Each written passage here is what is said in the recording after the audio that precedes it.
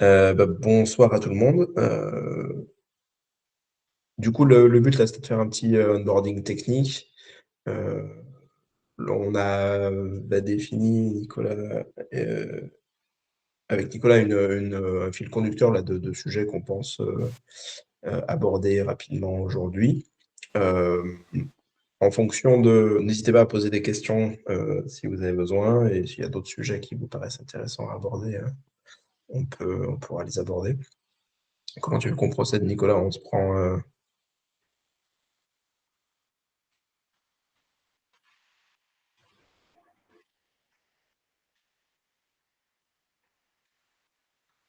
ouais.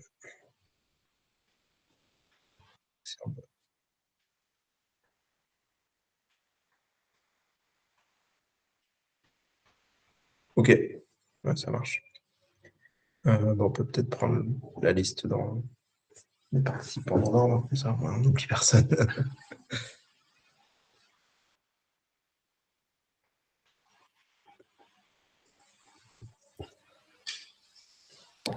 Bonsoir. Alors moi, je suis junior. J'ai fait un bootcamp il y a 1 an et demi.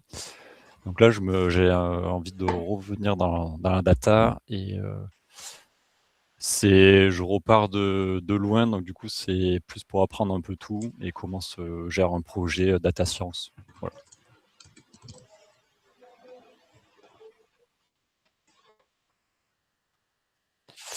Python, backend, ouais. Ouais, Python.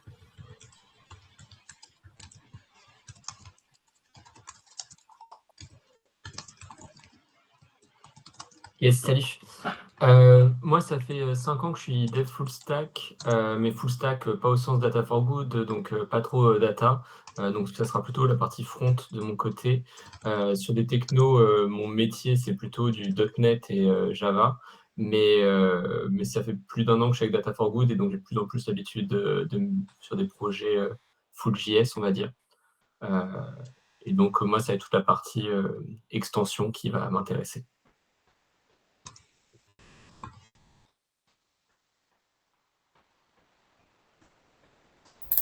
Oui, bonsoir. Moi, je suis junior aussi, très junior. Je découvre le code depuis 2 ans et quelques environ.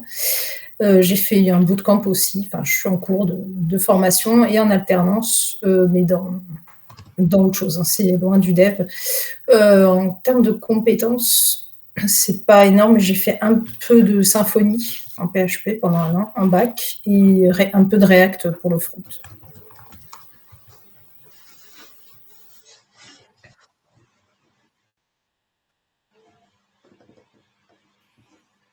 Oui, bonjour. Du coup, moi, je suis développeuse depuis 3 ans, full stack. Je fais du React en front et du Node. Et voilà, ça répond à toutes les questions.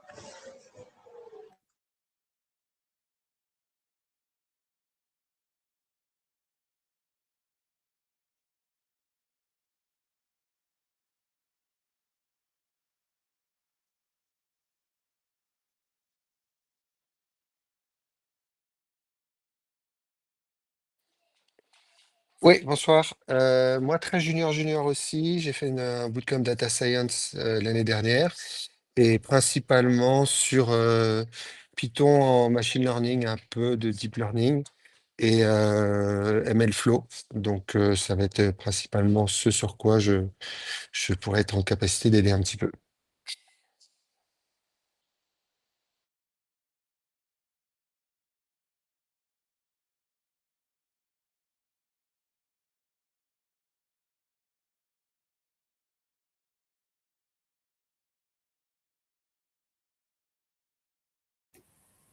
Ouais, salut. Alors moi, je suis dev full stack, plutôt TypeScript. Désolé pour la qualité très bizarre de ma caméra. Euh, et donc, je suis particulièrement intéressé par le développement de l'extension. Et s'il y a besoin d'un petit coup de main en Python, c'est possible, mais pas ma spécialité, quoi.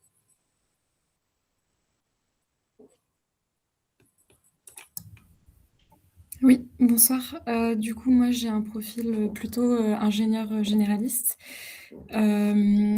Et niveau data, je suis plus dans les domaines architecture générale, interface utilisateur, expérience.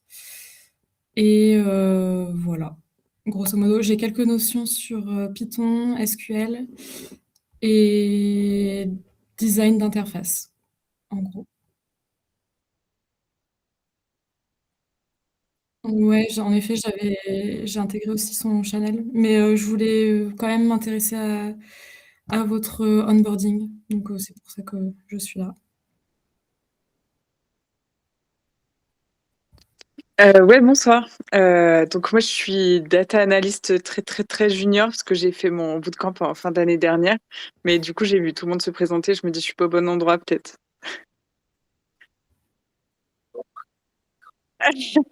Ça marche.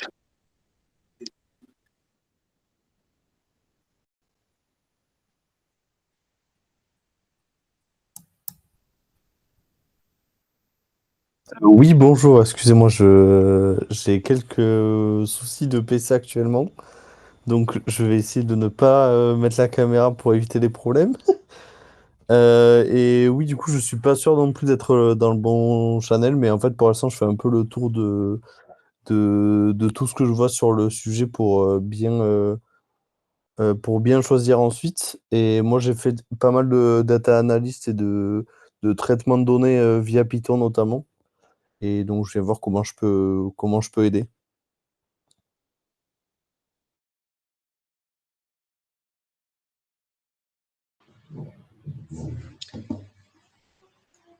Cool. Est-ce qu'on a oublié des gens? A priori, non, j'ai l'impression qu'on est tout le monde. S'il y en a quoi.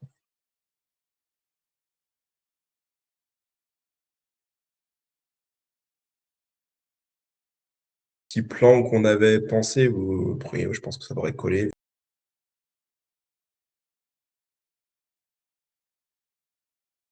Sur la cinématique, en partant probablement des docs qu'on a dans le GitHub.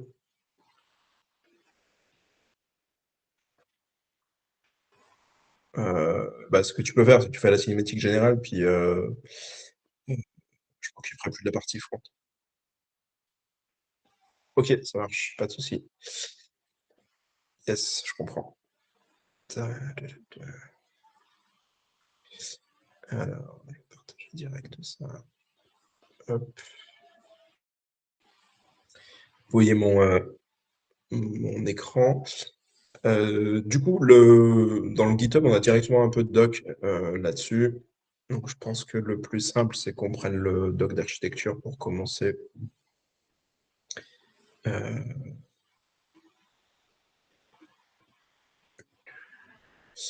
Attends, est-ce que je peux le mettre en plein écran ici? En fait, c'est pas dit, c'est pas dit. C'est pas dit, c'est peut-être pas idéal par.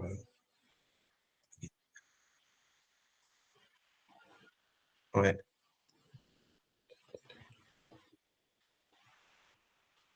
Ouais, c'est bon.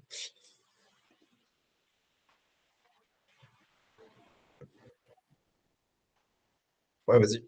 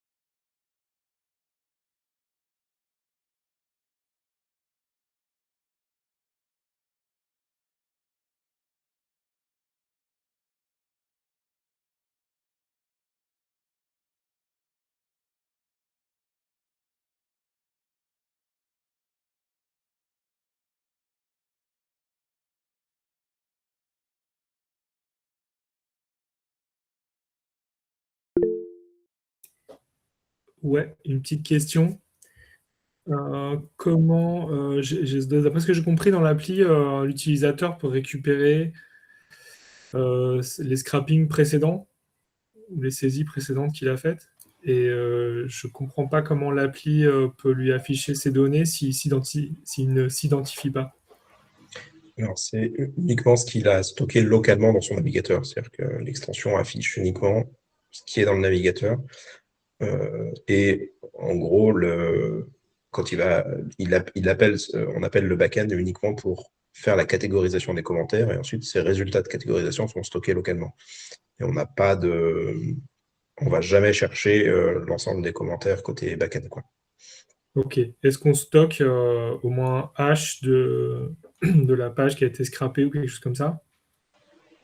Côté front-end, on stocke toute l'information. Enfin, en gros, on a un stockage local au sein du browser dans lequel on stocke effectivement toute l'information. Mais côté back-end,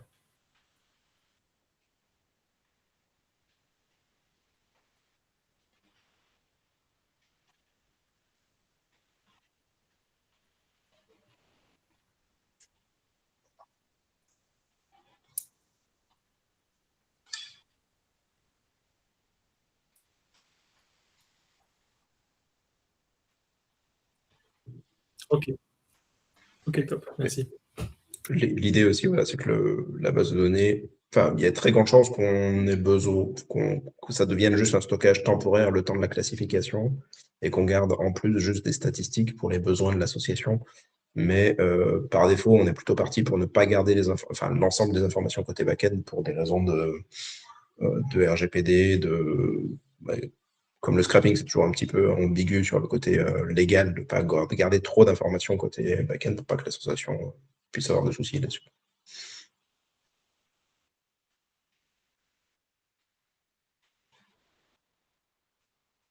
Je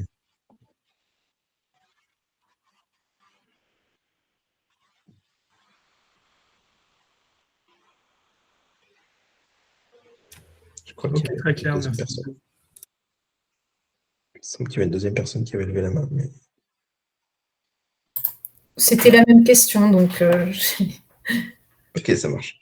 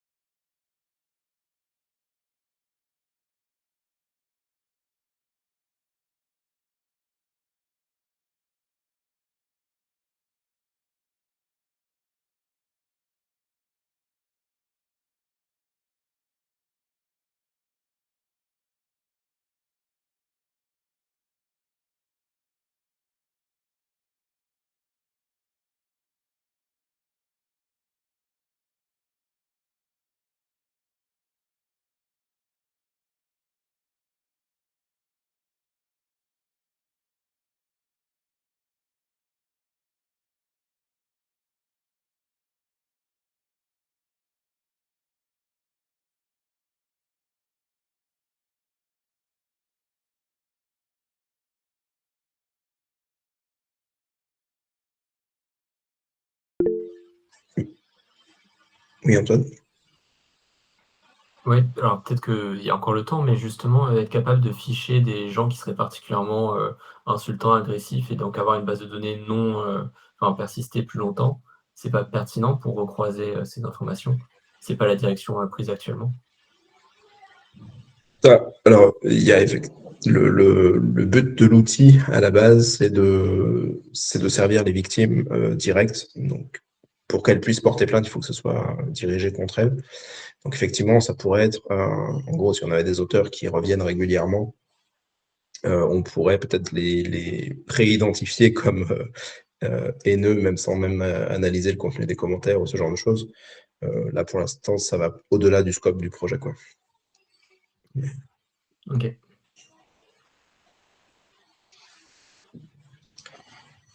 Moi, je vais peut-être montrer la partie, la doc qu'on a côté front-end qui est assez.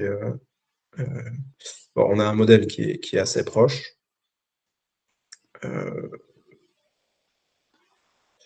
Donc vraiment, on a le même genre de modèle. Après, ce qui est intéressant, sauf qu'on le stocke de manière... Alors là, aujourd'hui, le stockage des données côté front-end est vraiment très basique. On utilise le local storage de l'extension. Suivant les moyens d'accéder, voilà, avec ce qu'on voit déjà dans la maquette, il y aura peut-être des choses à faire évoluer un petit peu là-dessus pour utiliser du session de l'index DB ou ce genre de choses plutôt que le session storage, enfin le local storage de la web extension. Il faudra voir où on va avec ça, mais pour l'instant, c'est vraiment très basique.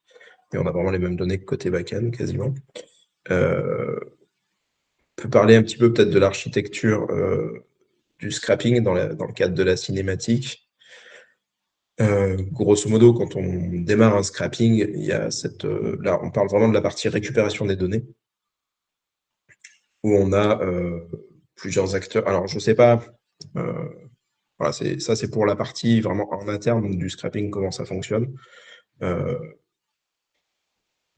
C'est la partie qui a le plus besoin de comprendre une extension web, comment elle fonctionne, parce qu'il y a des spécificités sur quels sont les différents morceaux qui sont capables d'exécuter quoi dans une extension web.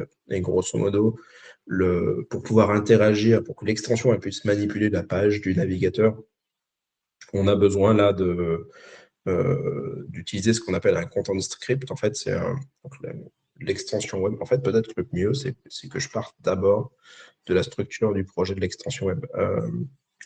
Si on veut rentrer là-dedans, c'est peut-être trop tôt pour rentrer là-dedans. Je vais juste regarder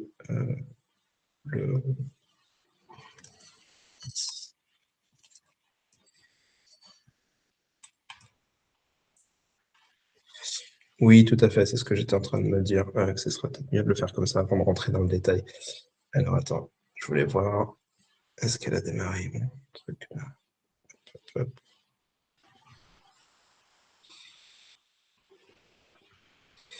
Ouais, j'ai l'impression qu'on est OK. Alors, partager. Je vais partager l'autre fenêtre.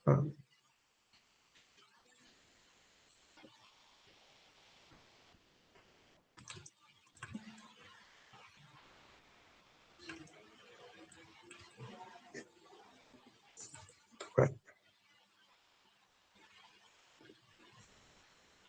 Ah, pardon. Donc, en gros, l'extension, ce qu'on a aujourd'hui, c'est une extension. Donc, voilà, l'icône est l'icône par défaut du framework qu'on utilise. Et on a une extension qui, quand on clique dessus, ça nous ouvre une pop-up comme ça.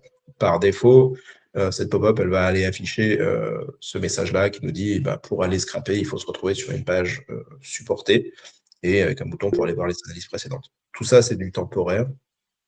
Je crois que ton partage ne montre pas la pop-up. Ah, tout à fait. Alors, attends, je vais partager l'écran complet, ça sera plus facile. Hop. Ouais, parce qu'effectivement, comme c'est un truc par-dessus, c'est pas suffisant de partager la fenêtre, j'ai l'impression. Merci Antoine. Du coup, là, vous voyez la pop-up, j'imagine. Parfait. Ah oui, par contre, il faut que je ferme ça, sinon ça fait un effet de...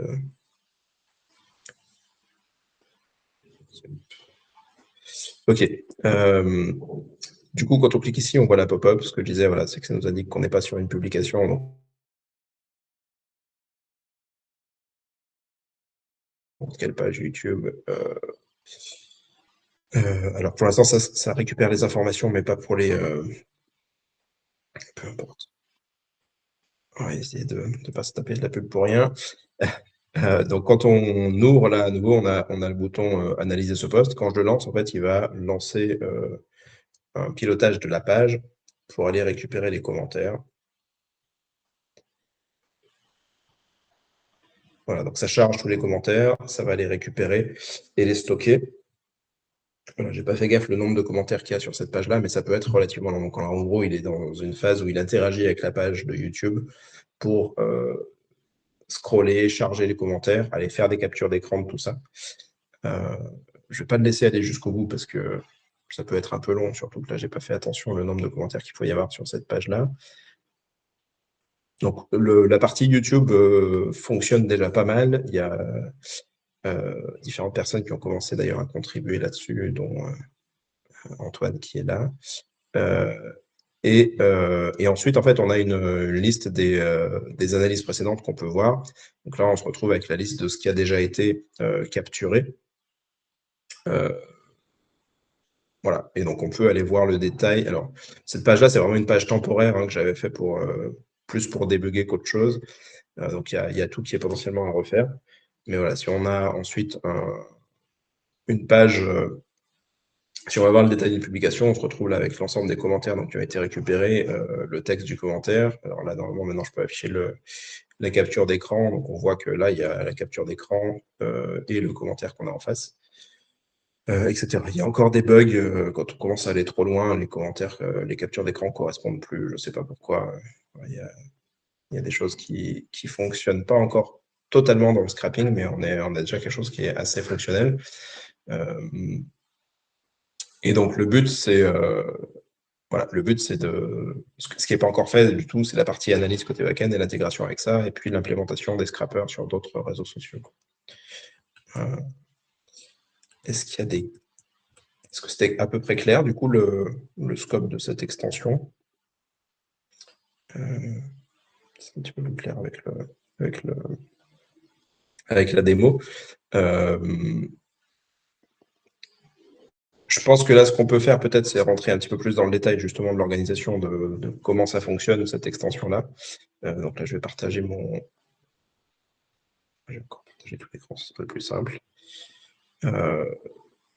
Donc, en termes d'organisation de code, donc dans le Git, dans le repository, on a une partie back-end, donc ça on en parlera après, et une partie browser extension. L'extension browser, donc il y a une partie source avec différents répertoires. Il y a un point qui est vraiment spécifique aux extensions et aux frameworks qu'on utilise pour développer les extensions qui s'appellent WXT. Donc c'est listé, enfin voilà, c'est nommé ici les frameworks qu'on a choisis pour l'extension.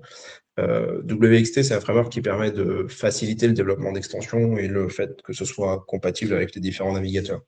Le choix qui est fait dans WXT, c'est d'avoir du coup dans le répertoire source un répertoire entry points qui présente les différents points d'entrée d'une extension web. On a plusieurs sortes de points d'entrée. Donc, on a background, c'est ce qu'ils appellent le background script ou le service worker, ça va dépendre de la terminologie du navigateur, mais qui est en gros quelque chose qui est là en tâche de fond, qui est un peu le cœur de l'extension, on va dire. C'est celui-là, il peut accéder à différentes API de stockage, mais aussi de lancer des captures d'écran, ce genre de choses. Donc, il y a certains process qui communiquent, enfin certaines briques en fait, qui vont communiquer avec des messages. Pour passer de l'interface graphique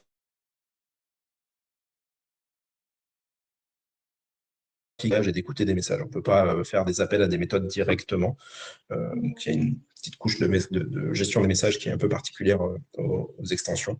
Pour la partie on a aussi le content script qui est en gros une autre spécificité. Ça, c'est un morceau, du coup, un script JavaScript qu'on peut déployer dans la page web.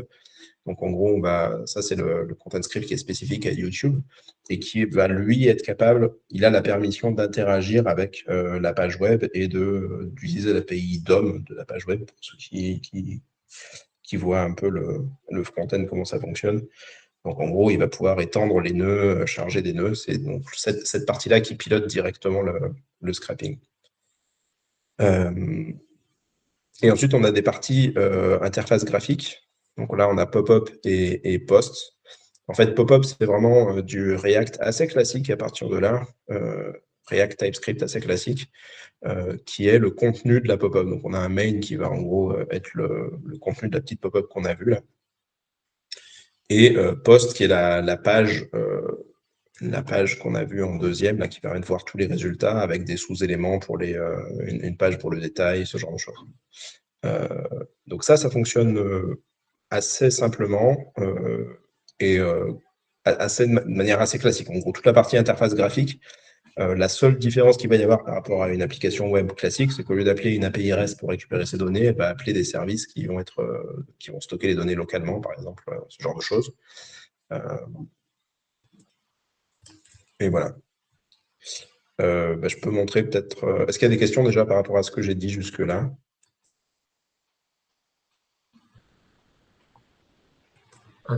Moi, j'en ai une sur la partie YouTube Content. À quel point on peut factoriser entre les différents sites qu'on va vouloir scraper et à quel point est-ce que c'est du très spécifique et il faut tout recoder à chaque fois? Alors, je pense que la plus grosse part. Alors, ce qu'on a fait, c'est qu'on a défini du coup le modèle d'objet, enfin le modèle objet, et ça va être la même chose.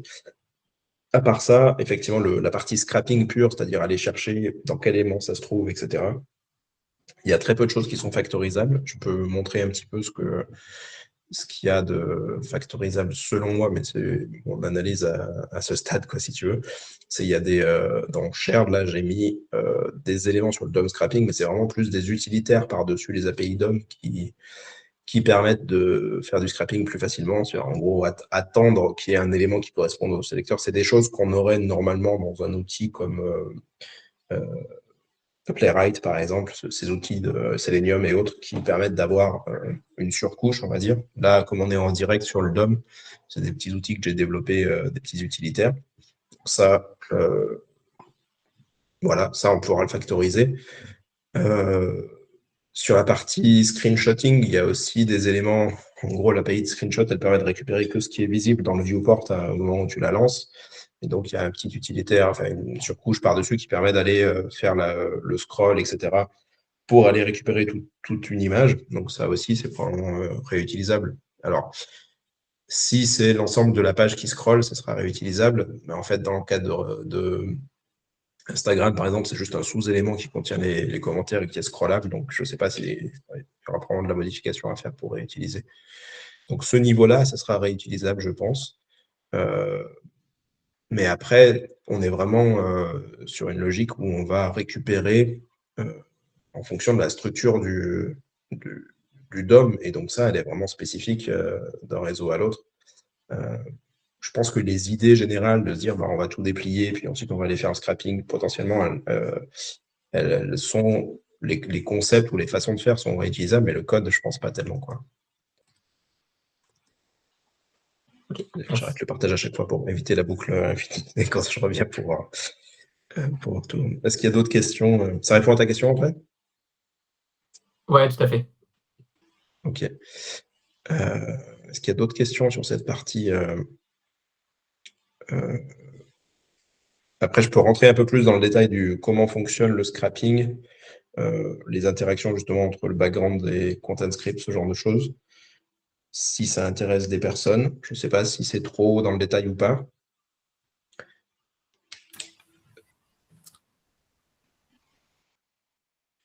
Ouais. Après, si ma crainte, enfin en gros, est-ce qu'il y a des. Ça dépend de à quel point les gens sont déjà familiers avec content script, background script, et je ne veux pas perdre tout le monde, c'est un peu ma crainte.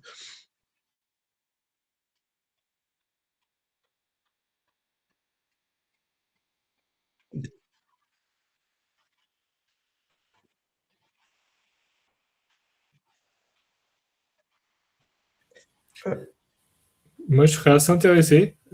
Si je suis le seul, on peut peut-être faire à part, mais ça m'intéresse pas mal. Je peux essayer de faire une première passe rapide. S'il reste des questions après plus avancées, on fait peut-être un truc en asynchrone ou alors on fera une session dédiée. Ça m'intéresse aussi, donc c'est pas perdu. Top. Ok, donc la façon dont on a architecturé, alors on a 2 scrappers. Donc si vous voyez mon VS Code là, c'est bon, ouais. Ouais, ok. Ouais. Là aujourd'hui, on a 2 scrappers, un pour Instagram, un pour YouTube, qui ont des architectures différentes, mais le but c'est de tout amener sur l'architecture de celui de YouTube. Parce que celui d'Instagram, il utilise un outil qui s'appelle Puppeteer, qui est un peu un équivalent de Playwright ou ce genre de choses, et qui Puppeteer a la capacité de tourner dans le navigateur web. Le problème, c'est que du coup, c'est vraiment spécifique à Chrome et que en plus, moi, j'avais vraiment des instabilités en le testant avec YouTube. Là, Chrome explosait en vol de temps en temps. Enfin, pas...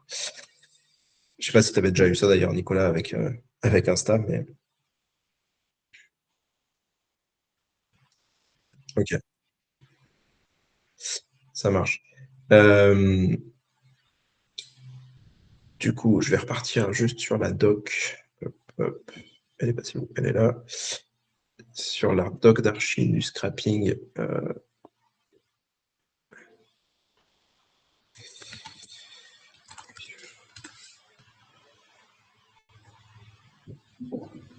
Ouais, donc c'est en gros ce que je disais tout à l'heure, c'est que le scrapping il est basé sur l'exécution d'un content script, donc c'est la partie qui tourne à l'intérieur de la page à scraper.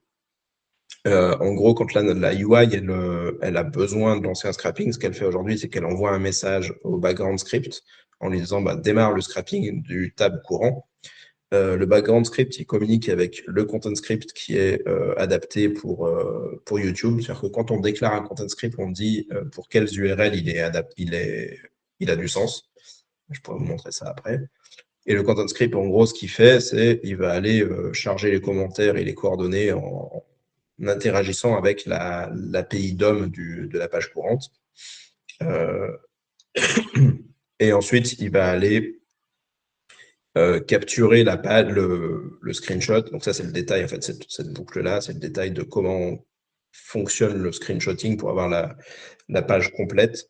On scrolle par bloc et puis on lance les requêtes, etc. Pour les coordonnées et on lance en fait, l'API de screenshot ne peut pas être appelé par le content script. Donc, il y a des restrictions de quelles API peuvent être appelées par quel morceau de l'extension web. Donc, ça fait un peu de gymnastique d'aller-retour. Donc, on envoie un message au background script qui, lui, a le droit d'appeler l'API de capture. Ça renvoie le screenshot. On scroll à nouveau pour aller prendre la deuxième screenshot. Et comme ça, on compose le screenshot global. Et puis ensuite, avec les coordonnées des commentaires, on va aller découper dans ce screenshot global les screenshots qui vont bien. Et donc, une fois qu'on a fait tout ça, on renvoie les données des posts avec le texte des commentaires, etc., au background script qui, lui, va le stocker. Alors, il y a un truc que je n'ai pas noté ici, mais en gros, il stocke les informations. C'est aussi lui qui va aller appeler le back-end pour récupérer l'information de classification. J'ai essayé de mettre quelques pointeurs justement sur cette page-là de c'est quoi un background script en pointant vers la documentation MDN Mozilla pour aller un petit peu plus loin. N'hésitez pas à poser des questions quand même dans le channel si vous avez des doutes là-dessus, enfin des questionnements autour de ça. Et donc après, si on regarde ce que j'expliquais tout à l'heure, il y a dans les entry points, il y a un entry point pour le YouTube content, donc qui correspond en fait tout ce qui finit par point content par convention dans WXT, c'est des content scripts. Et du coup, on a un fichier index où en gros on appelle une API de WXT qui est define content script. Et on lui dit, en gros, ce content script, il doit être installé sur toutes les pages qui ressemblent à youtube.com, en fait. Et en gros, la seule chose qu'il fait de base, c'est qu'il enregistre il écoute sur les messages pour ensuite déclencher le scrapping. Voilà. Et c'est à partir de là que du coup, on instancie le scrapper lui-même et c'est lui qui va aller faire la manipulation. Donc, si on regarde dans le détail, il va aller récupérer le post, récupérer le titre du post, ce genre d'information. Et si on regarde dans un exemple, par exemple, il va appeler les méthodes utilitaires dont je parlais tout à l'heure, mais qui sont en gros, elle va chercher l'élément CSS l'élément HTML à partir d'un sélecteur CSS, où on a compris en analysant la page que finalement c'est le titre du post, et du coup on récupère le texte de ce truc-là, etc. Donc, il y a vraiment énormément d'éléments qui sont liés à la structure de la page web. Et donc, c'est là où c'est pas du tout portable d'un Instagram à un YouTube.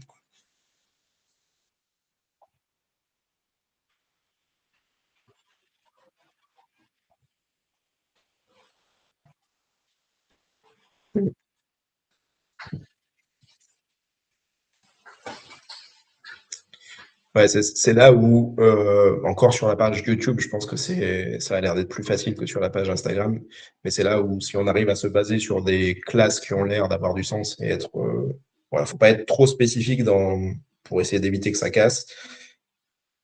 Et en même temps, dans les sélecteurs, et en même temps, il faut quand même trouver la bonne info. Donc, il y a toujours un.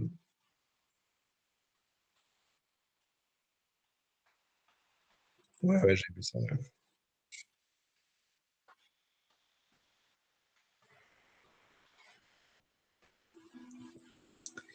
Julie, tu avais une question? Oui, mais vous y avez en partie répondu entre-temps. C'était ça, c'était comment faire. Enfin, j'imagine qu'il y a des alertes, des erreurs enfin, je vois selector throw, si jamais la structure change. Et est-ce qu'on a une idée de la régularité avec laquelle ça peut changer sur YouTube ou Insta, ou pas du tout? Non, franchement, enfin, moi, j'ai pas de recul là-dessus. Je pense que une des issues que j'ai créées, c'est que ce serait bien qu'on arrive à avoir des tests d'intégration là-dessus, qui puissent tourner une fois par semaine ou quelque chose comme ça, qu'on sache s'il y a des choses qui cassent, en fait. Voilà. Sur une page, la difficulté, c'est que pour pouvoir faire ce test-là, il faut quasiment avoir une page qui bouge pas, enfin une page qui bouge pas, une vidéo ou un post, une publication peut-être ancienne sur laquelle il n'y a pas beaucoup d'activité et du coup sur laquelle on peut arriver à avoir un test qui est à peu près stable, quoi. Mais et puis il y a des questions de gestion des identifiants pour se connecter, c'est-à-dire que là, un des intérêts de faire l'extension web, c'est qu'on n'a pas besoin de gérer de connexion à un compte YouTube ou Instagram parce qu'on bénéficie du compte de la personne, de la session, quelque part dans le navigateur de la personne. Mais du coup, si on veut mettre des tests d'intégration automatique à côté, ben, il y a cette question-là qui se repose, quoi.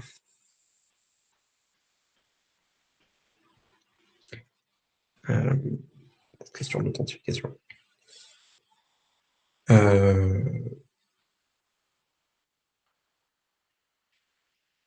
Je peux peut-être finir rapidement sur, du coup, sur les. En fait, est-ce qu'il y a des questions sur le côté plus classique de l'interface graphique? Euh, je disais tout à l'heure, en gros, que sur la partie, voilà, sur les endpoints post et pop-up, en gros, c'est vraiment des pages React classiques. En termes de choix de stack, ce qu'on a choisi pour l'instant. WXT, c'est vraiment le framework pour la partie web extension. Et après, voilà, c'est du React, TypeScript. Pour les tests, c'est Vitest, voilà, ShadCN UI pour la partie composant de librairie de composants graphiques. Donc, c'est des outils un peu classiques dans le monde React.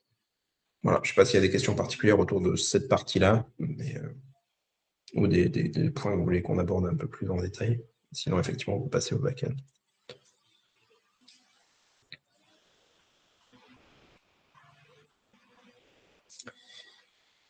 Super.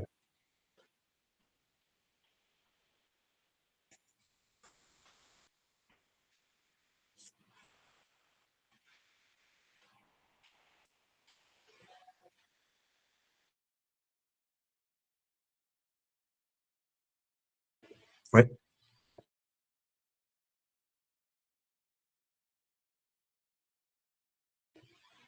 Ouais, c'est bon.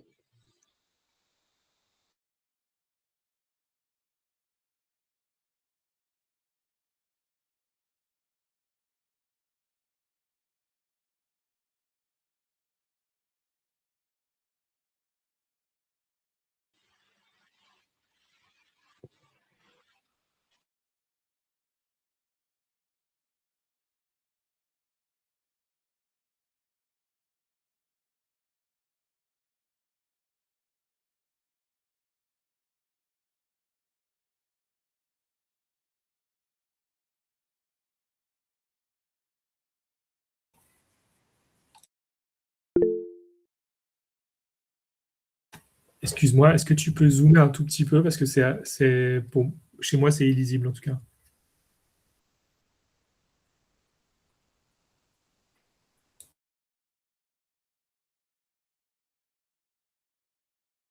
Ah, super, merci. Beaucoup mieux, merci.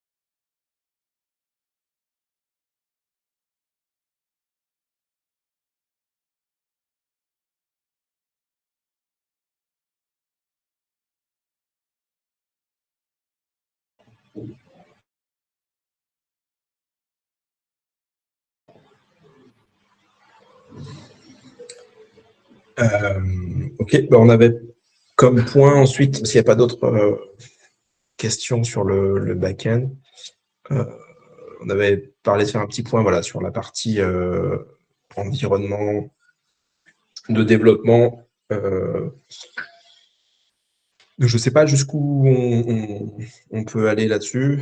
Il y a pas mal, voilà, on a parlé de l'outillage et du setup. Donc, ça va dépendre du back-end ou du front-end. Normalement, il y a. Je peux partager mon VS Code, mais grosso modo, on a dans le README à la racine, on a déjà une documentation et installation qui, en gros, on a un README par morceau. Donc, ça décrit voilà, comment ça marche. Et normalement, il y a des instructions pour installer. Donc, il faut, pour le front-end, il faut PNPM, qui est le gestionnaire de paquets. Alors, moi, j'utilise VS Code, mais dans l'absolu, un autre éditeur pourrait fonctionner. Et ensuite, on lance PNPM install, du coup, qui permet d'installer toutes les dépendances. Pour lancer le développement, on lance une commande qui s'appelle PNPM dev. Donc, dans le PNPM, il y a différents scripts qui permettent de lancer de configurer différents éléments. Donc, PNPM dev, ça va aller compiler finalement en mode, c'est ce que je vais le relancer en bas. Et en gros, ça compile l'extension. Et du coup, là, ce qu'il faut faire ensuite, c'est la charger dans le répertoire qui est généré, qui s'appelle out Chrome, comme une extension non impactée. Donc là, il y a un lien qui explique, mais grosso modo, on va dans le navigateur et on charge cette extension-là. Et à partir de là, des rafraîchissements, normalement, se font automatiquement. C'est-à-dire quand on fait des changements dans le code, l'extension se rafraîchit. Alors, il y a des fois... je me suis retrouvé un cas ou deux où j'étais obligé de lancer un rafraîchissement manuel dans le navigateur avec le bouton avec un bouton, enfin, au niveau de l'extension elle-même, c'est-à-dire que quand on est dans la liste des extensions, il y a un bouton qui permet de rafraîchir une extension, mais la plupart du temps, ça fonctionne bien. Voilà, ça c'est pour le dev normal, on va dire. Et après, effectivement, j'ai pas rajouté là, peut-être que je pourrais le rajouter dans ce doc-là. On a d'autres scripts dans le package.json qui permettent de.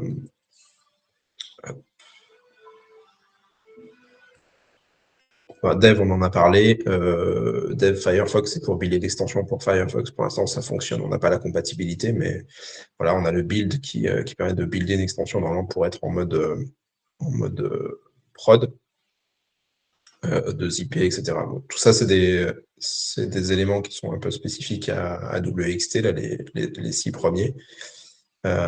Et après, voilà, on a compile qui va simplement vérifier que tout compile correctement au niveau TSC, lint qui va lancer le linter pour vérifier qu'on n'a pas d'erreur, format pour formater le code, check all, c'est en gros la même chose, enfin ça vérifie tout, quoi. Ça lance tous les trucs pour vérifier qu'il n'y a rien de pété avec les tests qu'on a, et ce genre de choses. Aujourd'hui, il y a très peu de tests, hein, c'est des tests unitaires, il n'y a pas de tests d'intégration. Donc pour les process pour les outils côté front, c'est à peu près tout. Peut-être je te laisse faire la même chose côté back pour l'installation des outils, puis après on peut parler peut-être de GitHub et ce genre de choses.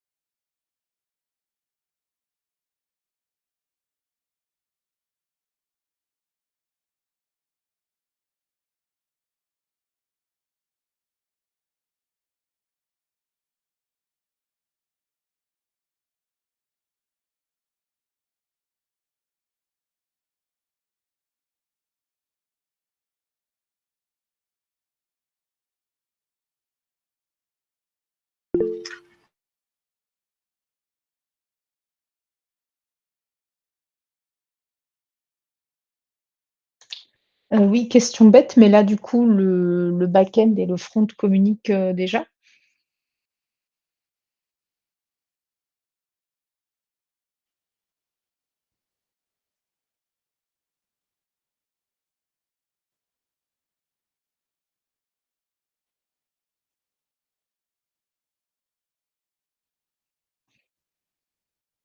OK.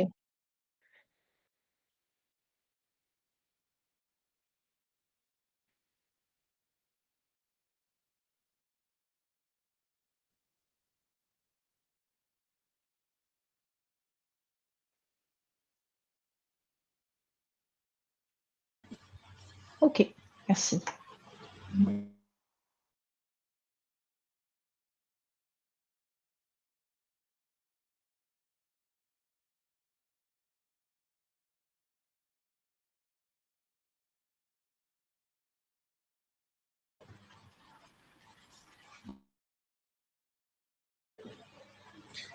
Après, je pensais inverser les deux, tu sais, stocker d'abord les données côté front et ensuite appeler le back-end, pour être sûr que même si le back-end n'est pas là, on peut faire le développement front sans forcément que ce soit gênant.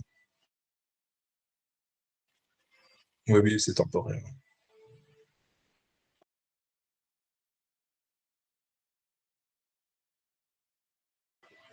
Côté bonne pratique et Git, donc en gros, si vous voulez contribuer déjà en termes d'organisation, l'idée, si vous avez une issue sur laquelle vous voulez contribuer, l'idée c'est d'en parler dans le channel pour qu'on puisse vous assigner l'issue dans GitHub et que vous puissiez avoir les droits aussi pour créer une pull request, une branche, une pull request. Le fonctionnement qu'on a, du coup, c'est de se dire qu'on crée à chaque fois qu'on a un changement à faire, du coup, une fonctionnalité, on crée une nouvelle branche donc on utilise Git comme outil et GitHub.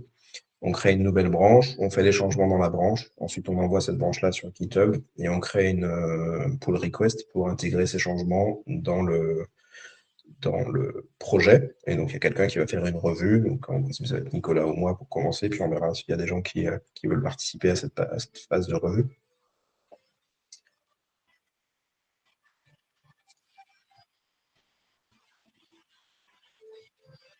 Non, alors justement, s'ils me donnent leur identifiant GitHub, c'est le plus simple. C'est en gros, quand vous voulez contribuer sur une issue, commencez à regarder les issues, ça, il n'y a pas besoin pas besoin d'être ajouté au projet, mais ensuite, quand vous voulez vraiment travailler sur l'issue, déjà pour pas qu'on se marche dessus, c'est important qu'on communique dessus. Et donc, à partir de là, j'ai besoin de votre identifiant GitHub pour pouvoir vous assigner l'issue. Et à partir de là, ça vous donne également les droits, quand je vous rajoute sur le projet, de créer une branche sur le projet. Donc, vous n'avez pas besoin de faire un clone, sinon c'est un petit peu plus lourd. Vous pouvez cloner directement, enfin, faire un checkout directement du projet GitHub, créer la branche localement, la pousser sur le remote. Normalement, il y a des branches qui sont protégées pour le mail, etc. Donc, vous n'allez pas pouvoir faire de bêtises, entre guillemets. Donc, pousser sur GitHub. Et à partir de là, vous allez dans GitHub et il y a l'interface qui vous permet de faire une branche, voilà, de créer une pull request.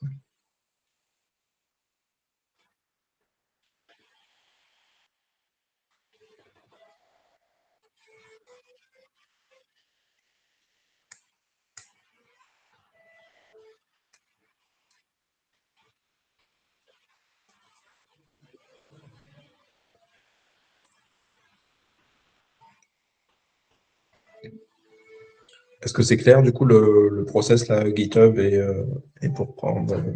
S'il y a des questions ou des gens qui ont l'impression d'être perdus, n'hésitez pas à poser des questions.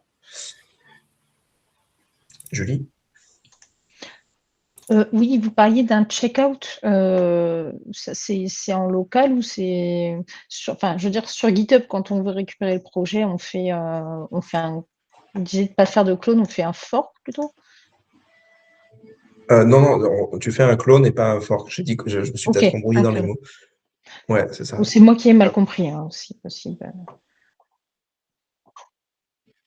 Oui, ok, ça marche. Merci.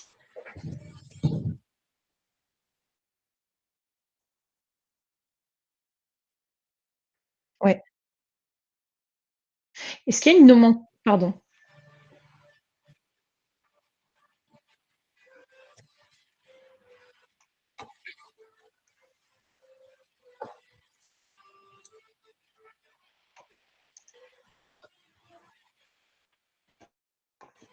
Ça marche. Est-ce qu'il y a une nomenclature pour nommer les branches comme ça, les features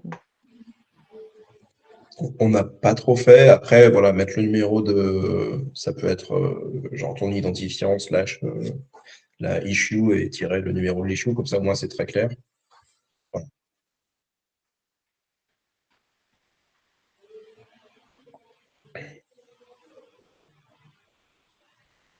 Raphaël?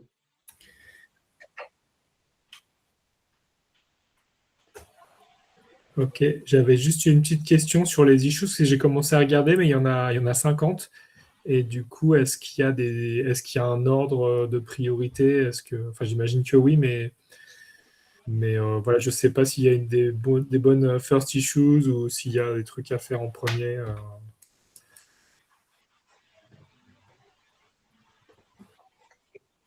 Ouais, alors je vais essayer de partager. Donc, je sais pas, on n'a pas beaucoup de temps effectivement qui reste. Je sais pas, ça risque de couper.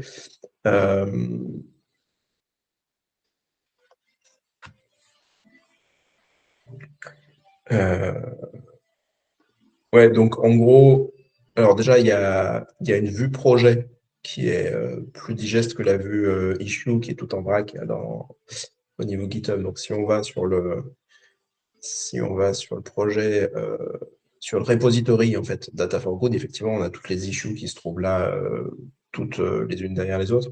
Mais si on clique sur Projects, ici, on a un projet au sens projet GitHub qui permet de voir les issues de manière un peu plus structurée. Donc, il y a tout un tas d'issues qui sont de la gestion de projet, qui ne sont pas du code directement. Enfin, potentiellement, ça va aboutir à des fonctionnalités, mais qui sont pas, voilà, qui sont d'autres choses. Analyse et classification, on est plus sur la partie, du coup, analyse de la donnée, donc le LLM, tout ça. Donc là, il y a déjà pas mal de personnes qui vont commencer à discuter là sur le channel analyse. Voilà. Mais grosso modo, ici, effectivement, la première chose, ça va être de voir. En fait, je pense que le plus simple pour savoir par quoi commencer, c'est vraiment de commencer par les épiques.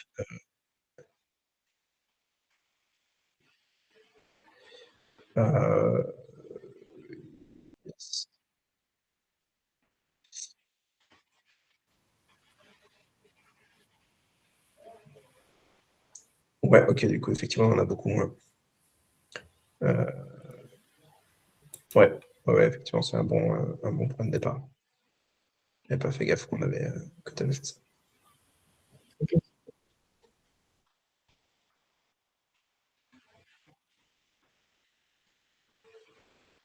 Ça, c'est sur la partie scrap, principalement sur la partie scrapping, effectivement. Après, sur la partie interface graphique, il y a encore un petit peu en gros, il y a encore une phase de spec qui n'est pas terminée. Pour ceux qui veulent faire plus de l'interface graphique, il y a une phase de spec qui n'est pas encore terminée par Olga, qui travaille sur les maquettes. Et du coup, on avait déjà un wireframe au niveau un peu macro qui permettait de voir un peu le parcours utilisateur, mais qui n'est pas dans le détail. Et du coup, Olga préférait qu'on attende un petit peu là-dessus. Après, s'il y en a qui veulent commencer à regarder, jouer avec l'environnement React pour modifier des pages localement, ce genre de choses, n'hésitez pas, parce que ça permet toujours d'être plus efficace ensuite quand on aura quelque chose, ou même si vous ne connaissez pas Chantilly UI, comprendre un petit peu comment ça fonctionne, ce genre de choses. Voilà. N'hésitez pas à poser des questions aussi dans les channels plus tard si vous avez des doutes. Vraiment. On répondra du mieux qu'on peut. Ça marche, merci. Très clair. Merci beaucoup. Ouais, merci beaucoup.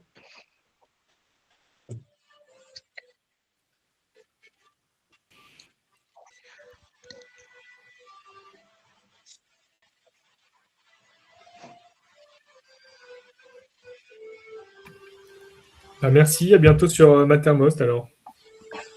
Merci. Merci, À bonne soirée. bientôt. Merci beaucoup. Bonne soirée. Bonne soirée. Merci beaucoup. Au revoir. À très vite.